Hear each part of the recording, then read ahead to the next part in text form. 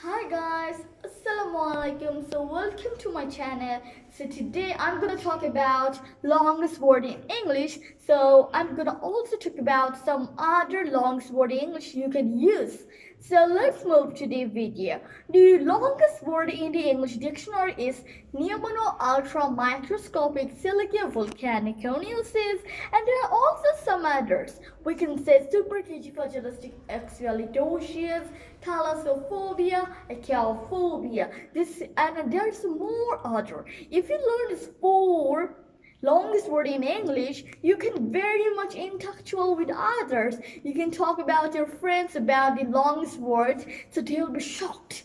And I hope you learn about the four longest word in from my video, and I'm gonna be repeat the longest word again. Pneumono ultra microscopic silica volcaniconiosis.